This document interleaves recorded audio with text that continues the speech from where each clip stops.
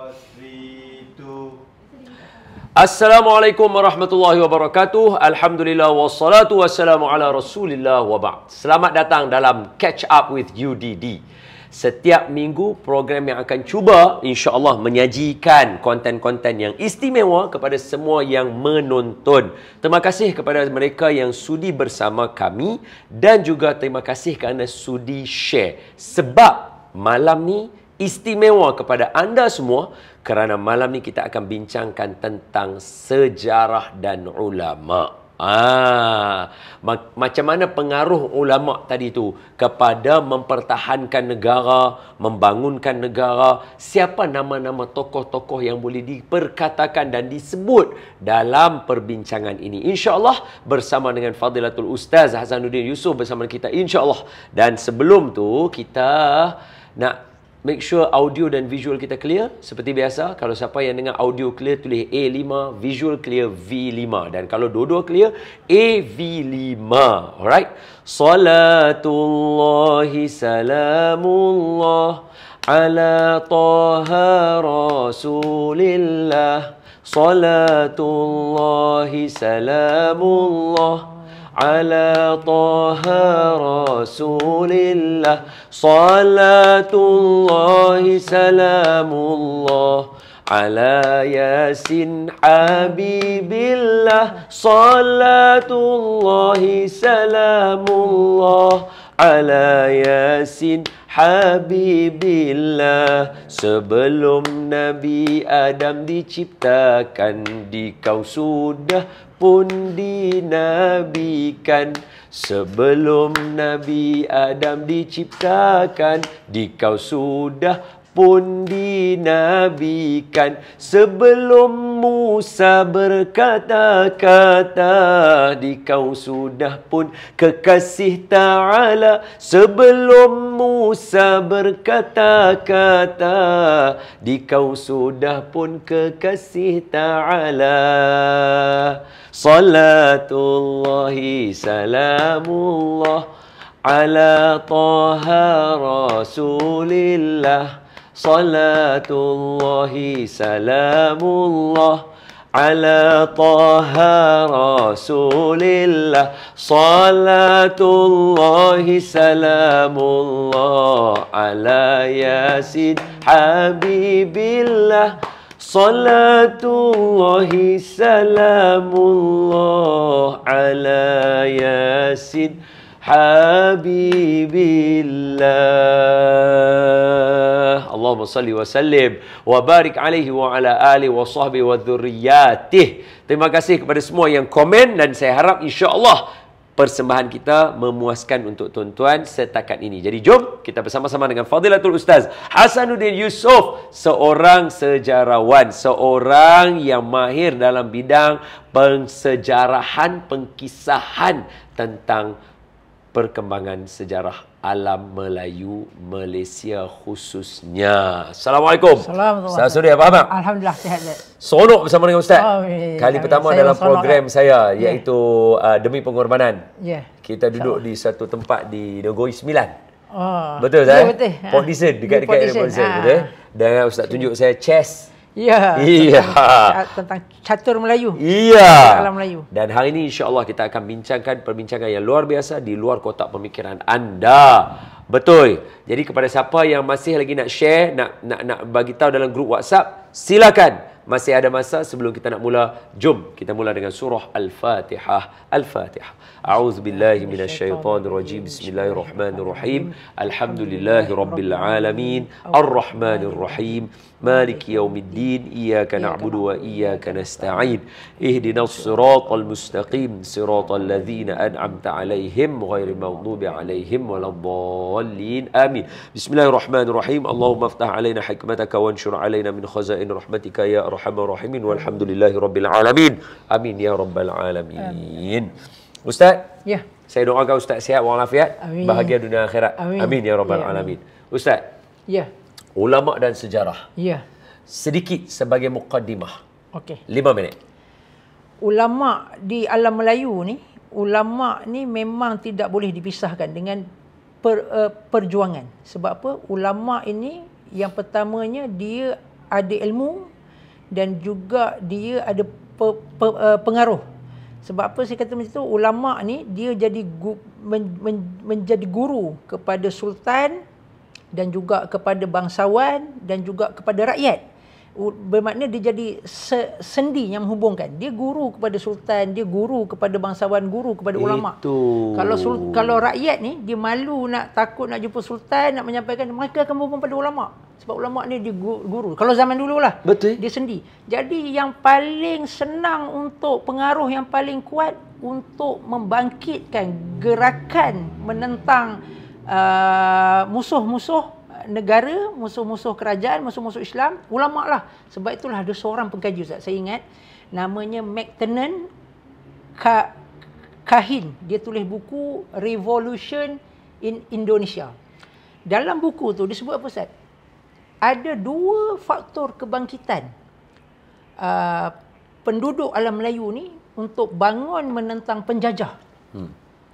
Yang pertama adalah ada dua faktor yang boleh menggabungkan, yang boleh menyatu padukan orang Melayu ni untuk menentang penjajah. Yang pertama agama Islam, yang kedua adalah bahasa Melayu yang nak hubungkan orang Sumatera, orang Jawa, tanah Melayu yang nak digabungkan. Dan penghubung yang jadi ejen penghubung bagi menggunakan dua unsur ini untuk menyatu padukan orang Melayu, alam Melayu ni adalah ulama. Itu yang disebut oleh McTernan. Dua unsur yang boleh menyatu padukan orang Melayu, agama Islam dan bahasa Melayu, tetapi yang menjadi ejen dia adalah ulama. Sebab apa dulu yang nak menyatu padukan orang Jawa, orang Aceh, orang Sumatera, yang pertamanya agama Islam. Sebab agama yang kedua adalah dengan bahasa Melayu. Orang Jawa tak faham cakap Aceh, orang Aceh tak faham cakap Jawa, tapi kalau bahasa Melayu insya-Allah duduk faham. Sebab itulah ulama Jawa banyak ada yang menulis dalam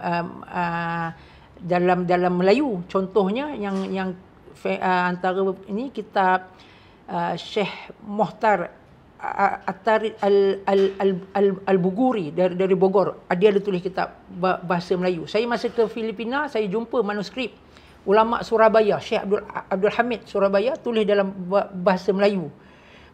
Dan di Bima banyak bahasa Melayu, tulis bahasa Melayu. Maknanya bahasa Melayu ni jelas. Aceh jangan cakap lah, Syekh Nuruddin Araniri apa semua memang tulis bahasa Melayu confirm lah.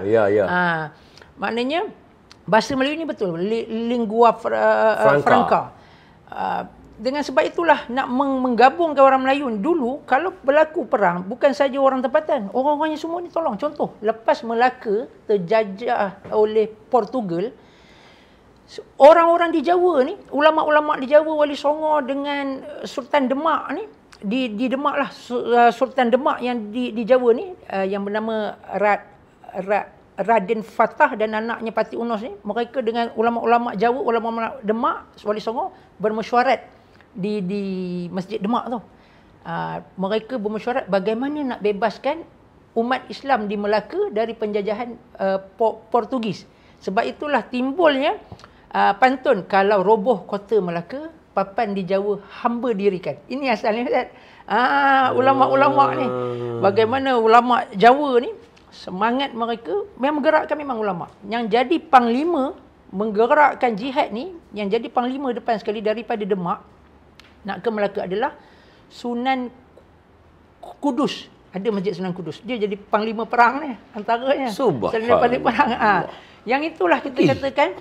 Dan ulama ni dia macam tu, dia menghubungkan. Dia menghubungkan orang Jawa dengan orang Melayu, orang Aceh dan orang tanah Melayu, orang Aceh dan orang Jawa. Penghubungnya orang ulama. Kalau sultan sama sultan susah nak hubungkan. Rakyat bawahan susah nak menghubungkan. Tapi ulama dia boleh menghubungkan, dan pusat perhubungan ini adalah di Mekah. Jelas sekali. Ini dah lebih 5 minit ni. Tak apa. Terus. Very good. Kita bincang daripada awal. Sebab apa, Ustaz? Memang yang pertama sekali adalah yang membentuk orang Melayu ni, masyarakat Melayu ni adalah ulama. Saya tulis dalam buku Mustahil Melayu saya. Pertama sekali bila datang Islam, Sultan masuk Islam, bila Sultan masuk Islam, rakyat-rakyat ramai masuk Islam. Baik. Yang menjadi guru Sultan sudah tentulah ulama. Yang Pasti. dulu mereka bukan Islam, dia punya ni pendeta Buddha atau Hindu lah yang menjadi guru pada Sultan. Apabila Sultan masuk Islam, berubah menjadi ulama. Jadi ulama ni dia menjadi, itulah saya kata, jadi guru kepada Sultan, dia juga guru kepada para bangsawan, dia juga guru kepada rakyat jelata. Apa bukti dia? Bukti paling kuat adalah ketika Ibn Battuta tahun 1345. 1345. Sekarang 2022. Masih, ya. Okey, 1700 tahun sudah. Ya, 700 tahun sudah. Ibn Battuta ni ketika dia sampai di Samudra Pasai. Ibn Battuta ni daripada tempat dia di Maghribi tu, di Tangier, namanya apa? Tangier. Nak sebut bahasa dia tu. Saya lagi tak mahal Ustaz. Saya yang tahu bunyi-bunyi tu tangerine, buah oren tu. Tangier. Ejaan T-A-N-G-E-R. Tapi saya tahu Tangier atau Tangier. Sebab nama-nama tempat di Maghribi ni kebanyakannya berbahasa apa tu? Berbahasa barbar. Kan? Macam Casablanca. Itu bukan bahasa Arab. Itu bahasa barbar. Maksudnya rumah putih.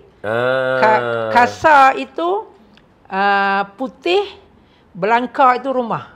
Casablanca tu yang saya tahu. Jadi tempat dia susah sebut. Okey, Ibn Battuta ni daripada Maghribi dia pergi banyak tempat. Semua tempat sampai ke Mekah, Madinah, sampai ke Basrah, ke Kufah, lepas tu dia sampai ke Maldives, sampai ke India, lepas tu dia sampai ke tanah Melayu, alam Melayu. Sebelum dia sampai ke China. Alam Melayu antara tempat dia singgah adalah di Samudra Pasai. Baik.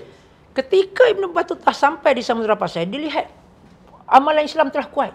Sultan ni seorang yang zuhud, mencintai jihad, cintai ilmu. Dan Sultan ni, Sultan Malik Az-Zahir As-Sani, ada dalam buku saya Raudatus Salatin tu saya ada sebutkan, saya ada tulis tentang baginda.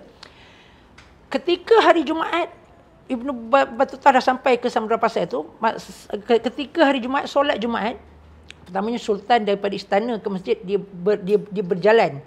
Kemudiannya, bila habis je solat Jumaat, Sultan ni duduk bersama ulama dan ahli fiqh, juga pelajar-pelajar.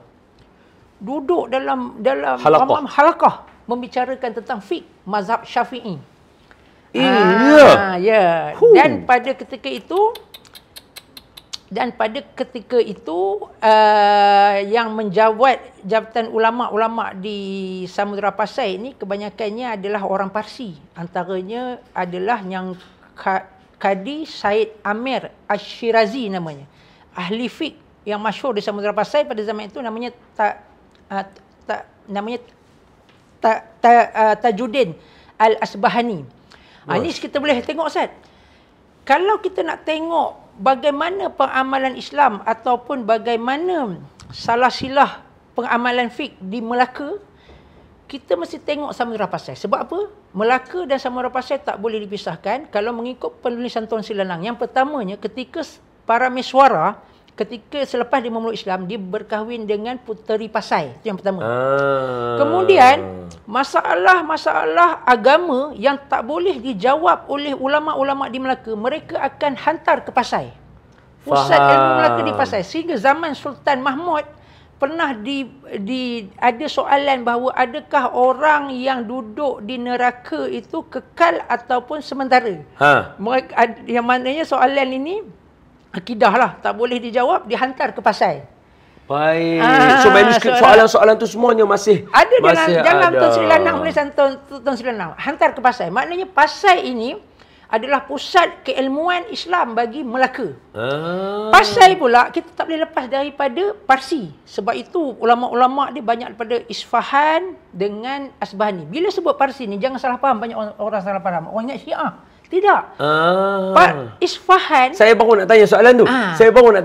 Isfahan dan Shiraz ini adalah dua kubu kuat mazhab ahli sunnah wal jamaah Asy'ariyah mazhab Syafi'i. Kubu kuat. Belum. Di mana tadi Ustaz? Ustaz kalau tengok peta, Laut Kaspian. Bawah Laut Kaspian tu Tehran. Bawah Tehran Isfahan, Asbahani. Bawah Asbahan lah kita. Bawah Asbahan adalah Shiraz. Ash-Shirazi yang semua ulama-ulama Shiraz naik daripada situ. Ya, ulama Samudra Pasai situ. Dia punya kodinya Syed Amir Ash-Shirazi daripada Shiraz. Ahli fiqh yang masyhur yang ditulis oleh Ibnu Battah tu namanya Tajuddin Al-Asbahani. Syiah ni baru berkuasa dari dalam Isfahan dengan Shiraz ni baru pada abad ke-16, awal abad ke-16. Kerajaan Safawi. Tahun 1500 lebih lah. 500. Ini 1300. Kerajaan masa pemerintahan Sultan Ismail yang pertama ni, kerajaan Safawi ni dia memang mazhab Syiah. Okey, Ustaz, sebelum berhenti Ustaz. Saya rasa saya dengan penonton pun sama. Kami dah pening sikit, dah confused tadi. Okey, yang Morocco tadi, yang barbar tadi tu bahasa siapa tadi? Ibnu Battutah.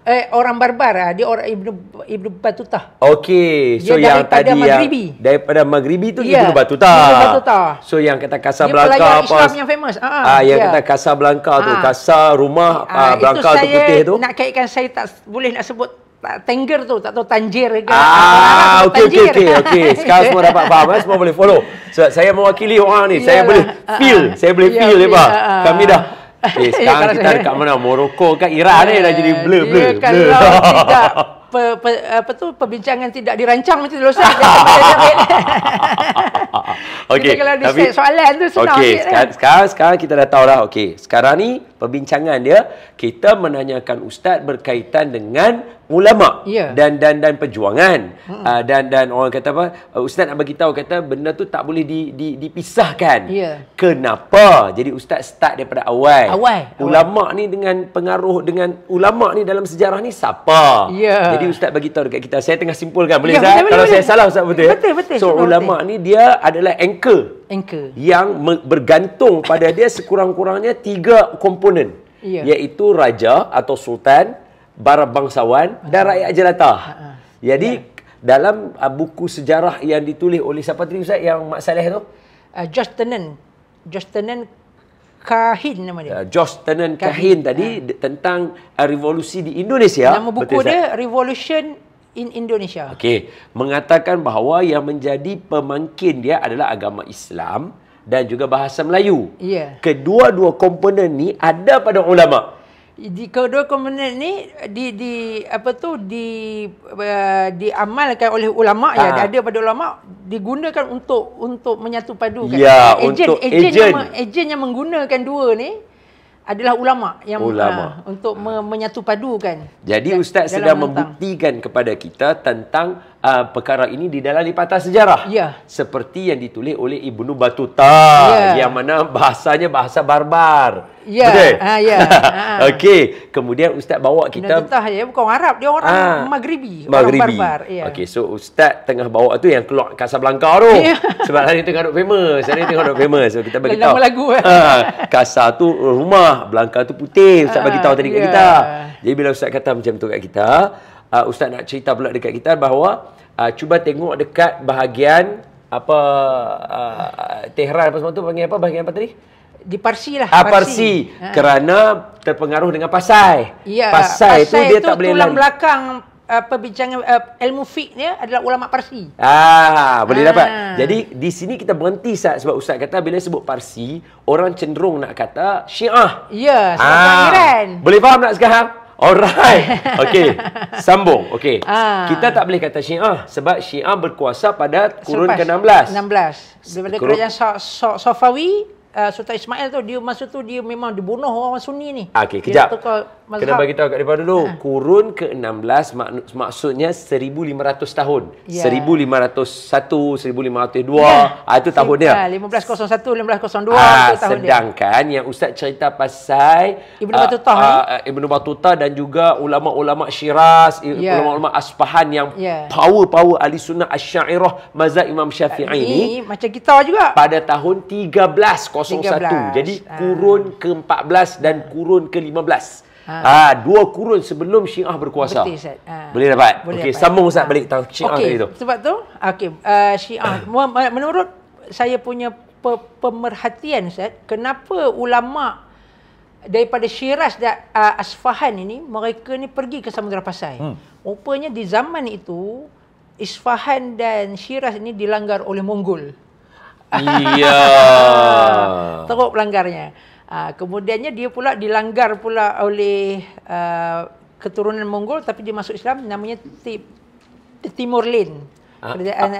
Timur Lin, dia keturunan Mongol dan memerintah, dia ada menakluki kawasan Parsi dan masuk Syiraz dan Isfahan ni. Dia keturunan Genghis Khan tapi dia masuk Islam. Dia keturunan Genghis Khan yang pertama memeluk Islam. Walaupun mula-mulanya mereka ni ganeh serang Islam Mongol. Tapi alhamdulillah Allah bagi hidayah kepada Timur Lin. Itu ada kisah dia tu. Okey, Ustaz. Sini sikit saya teringat arwah Syekh Fahmi Zamzam. Ya. Bila dia syarah tajuk peristiwa akhir zaman, Syekh selalu sebut dengan mengatakan bahawa Islam ni memang akan ditindas. Tetapi selepas penindasan, orang yang menindas tu sendiri akan masuk Islam. Keturunannya, bangsa dia. Antara itu. Betul ya? Timur Lin. Kalau kita tengok, apa buktinya? Syiraz dan Isfahan ni menjadi kubu mazhab Syafi'i. Okey. Antaranya adalah ulama. Contohlah ulama 1345 Ibnu Battutah sampai ke Samudra Pasai. Lebih kurang 300 tahun sebelum itu, tahun 1000 lebih, ada seorang ulama besar yang digelar sebagai Amirul Mukminin bainal fuqaha yang lahir di Syiraz, Abu Ishaq Asy-Syirazi. Kalau Ustaz tahu, dia mengarang kitabnya Tanbih fil fiqh mazhab Asy-Syafi'i. Kemudiannya disyarah oleh Imam Nawawi dengan tajuk Tashih Tanbih. Dan juga dia mengarang kitab Muhazzab fil fiqh mazhab Syafi'i. Kemudian disyarah pula oleh Imam Nawawi juga dengan tajuk Majmu' fi Syarah Muhazzab. Aywa. Terkenal. Maknanya Imam Syafi'i ni begitu kagum dengan Syekh Imam Abu Ishaq Asy-Syirazi Asy-Syafi'i ni. Dia juga menulis kitab Luma' Al-Luma' fil Usul Fiqh. Maknanya begitu kuatnya, hebatnya ulama Asy-Syafi'i ni dekat Syiraz ni. Sehingga kan juga di kawasan Parsi ni juga ramai lagi. Kalau kita tengok Asbahani ni pula, antara yang masyhur siapa dia yang mengarang kitab Hilyatul Auliya, Abu Nu'aim Al-Asbahani. Orang ni daripada Isfahan, bukan Syiah, ahli sunnah, ulama yang terkenal mazhab Syafi'i. Kemudiannya yang paling terkenal Ustaz, kitab-kitab dia dibaca di pondok, Matan Abu Suja'. Qadi Abu Suja'. Namanya Ahmad bin Husain bin Ahmad Al-Isfahani. Daripada Isfahan. Dulu mazhab Syafi'i Ustaz kuat. Mereka ni pula warisannya apa sebenarnya? Daripada Abbasiyah ni. Daripada Abbasiyah di Baghdad ni, yang kemudiannya zaman Seljuk ada wujud madrasah Nizam Al-Muluk. Itu salah silah dia Ustaz. Daripada Baghdad ke Parsi, Samudra Pasai ke Melaka. Itu dia punya root dia. Salah silah keilmuan. Root dia tu. Ni banyak orang tak nampak Ustaz. Sekali lagi Ustaz, sekali lagi bagi semua orang nampak. Siapa yang ni boleh tolong tulis macam mana jalur Islam sampai ke Melaka. Jalur keilmuan. Selalu orang nampak jalur dakwah. Betul. Bukan Madinah, Yaman, orang nampak jalur dakwah. Betul. Jalur keilmuan macam mana? Okey, macam mana, daripada mana tadi? Kalau kita nak Melaka ni. Okey, Melaka. Jalur keilmuannya daripada Samudra Pasai. Buktinya penulisan Tun Sri Lanang tadi. Okey, Tun Sri Lanang dengan tadi. hukum agama bertanya kepada Pasai. Okey. Pasai kalau istilahkan berkiblat tu tak sesuai lah.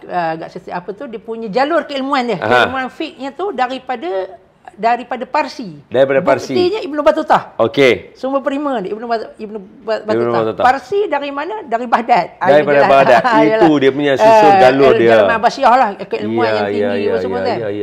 Cuma itulah. Sebab itulah Syiraz dan Isfahani dan juga tempat-tempat lain di Parsi. Kalau Imam Fakhruddin Ar-Razi daripada sebuah tempat Ray. Orang Arab tak boleh sebut Ray, dia sebut Ras. Daripada Parsi tu. Dekat-dekat tu, tak jauh. Imam At-Tusi.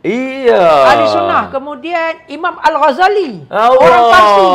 Allah Ahli sunnah, orang Jawa. Bukan Syiah. Dulu Parsi bukan Syiah. Asy-Syafi'i. Asy-Syafi'i. Itu. Sebab itu bila Hujjatul kata Islam. ya, bila kata Islam di alam Melayu dari Parsi, jangan kaitkan dengan Syiah.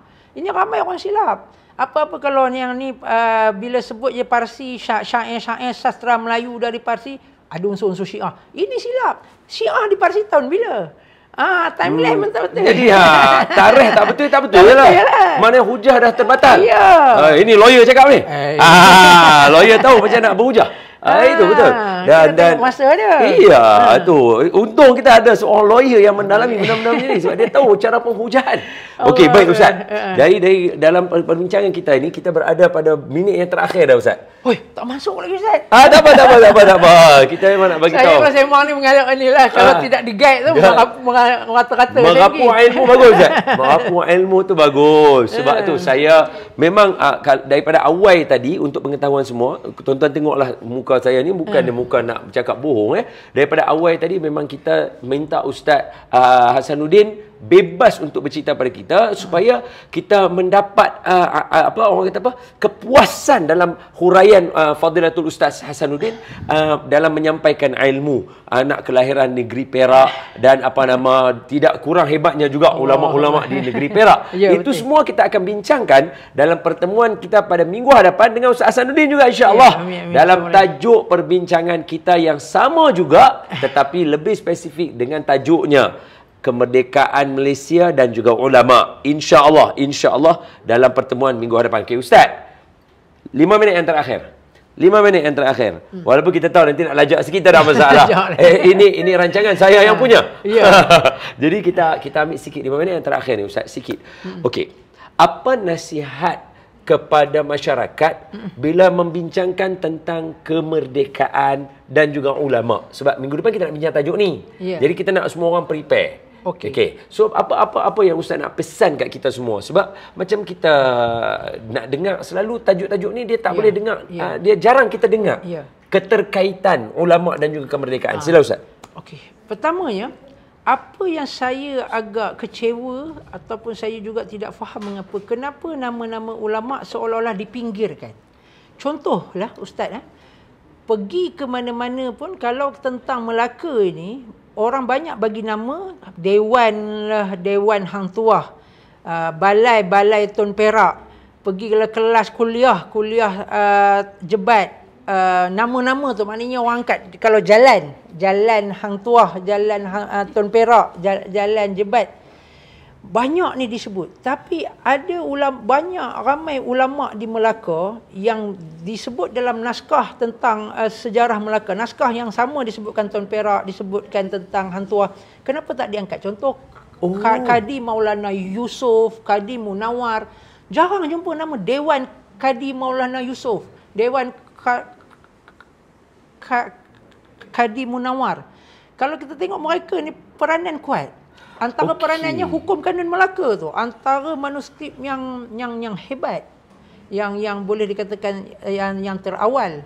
Maksud Ustaz sebut tadi, dalam manuskrip yang menceritakan tentang Hang Tuah, Hang Jebat, Tun Perak dan sebagainya, dalam tu juga menceritakan nama-nama ulama-ulama ini. Ya, Maulana Sadar Jahan turut berperang dengan Portugis. Dia jadi penasihat kepada Sultan. Okey, Ustaz petik satu nama dulu sebagai kesimpulan ni. Sepetik-petik satu nama. Satu nama yang Ustaz boleh cerita kat kami. Lepas tu kita sambung minggu depan. Boleh Ini kesimpulan banyak ni Ustaz. Tak apa. Kesimpulan ni kita punya style. Okey, Maulana Ustaz tahu tak di Johor ada tempat nama Makam Tauhid di Kota Tinggi? Tak tahu. Tengok di search di Kota Tinggi ada tempat nama Makam Tauhid. Makam Tauhid ni adalah pusat pemerintahan kerajaan Johor Lama. Pusat juga istana. Maksud Johor Lama ni Johor Riau Lingga ke? Bukan. Johor Riau Lingga sebelum tu lagi. Johor sebelum Lama. Lagi. Johor Lama lagi. Warisan dari Melaka. Termasuklah Johor masa zaman tu Riau Lingga memang bawah Johor lah. Apa nama tempat tadi? Makam Tauhid. Ustaz check dulu Makam Kota Tinggi. Kota Tinggi. Ada. Makam Tauhid. Okey. Apa cerita dia ni Ustaz? Okey, dia ni adalah pusat pemerintahan. Sebelum ada kubur-kubur tu namanya juga memang nama Makam Tauhid.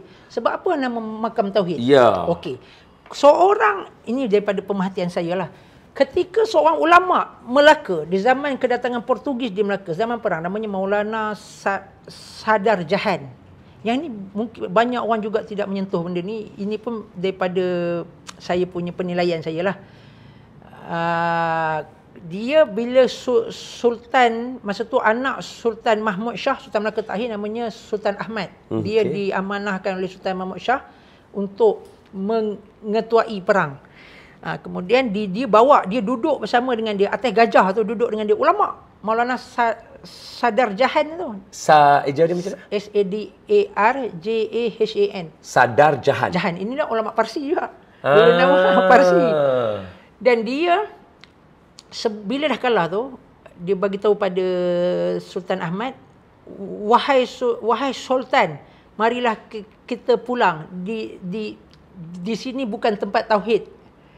Dia suruh pulang ke tempat tauhid. Di sini sebab apa? Dia maknanya istana tu tempat tauhid. Sebab apa? Istana ni antaranya tempat mengukuhkan iman para sultan. Selain daripada masjid, tempat pelajaran. Belajar ilmu tauhid, tu. Sebab antaranya makam tauhid. Pusat pemerintahan. Antaranya. Istana memang tempat kukuhkan tauhid para sultan. Wow, sebab tu macam Sultan Alauddin Sulaiman Shah, istananya juga menjadi dia punya tempat pelajaran. Sultan dengan bangsawan belajar, selain daripada masjid, mereka juga belajar di istana. Subhanallah. Memang tempat kukuh, tempat mengukuh. Istana tu bukan sekadar tempat pemerintahan, dia adalah tempat mengukuhkan tauhid para sultan. Dan menambahkan iman mereka. Menambahkan iman mereka. Jutaan terima kasih kepada Ustaz. Sebenarnya kita akan bertemu dalam minggu hadapan. Terima kasih Ustaz. Terima kasih. Tapi terima kasih kita tak terlalu panjang. Kerana kita akan bertemu lagi dalam minggu hadapan dalam Catch Up with UDD dengan tajuk kita berkaitan dengan kemerdekaan dan ulama. Seperti yang telah dinasihatkan oleh Fadilatul Ustaz Hasanuddin tadi, nama-nama ini sengaja disebutkan dan diwar-warkan agar dia menjadi satu contoh toladan dan menjadi satu ikutan, serta menjadi satu nama yang disebut kerana menyebut nama orang soleh ini turunnya rahmat daripada Allah Subhanahu Wa Taala, seperti yang disebutkan oleh Imam Sufyan bin Uyainah, guru kepada Imam Syafi'i rahimahullahu taala. Kita jumpa lagi dalam Catch Up with UDD. Terima kasih Ustaz. Kita jumpa minggu depan. Assalamualaikum warahmatullahi wabarakatuh. Subhanakallahumma wa bihamdika nasyhadu an la ilaha illa anta nastaghfiruka wa natubu ilaik. Bismillahirrahmanirrahim. Wal 'asri innal insana lafi khusr illa alladhina amanu wa 'amilus solihat wa tawassaw bil haqq wa tawassaw bis sabr.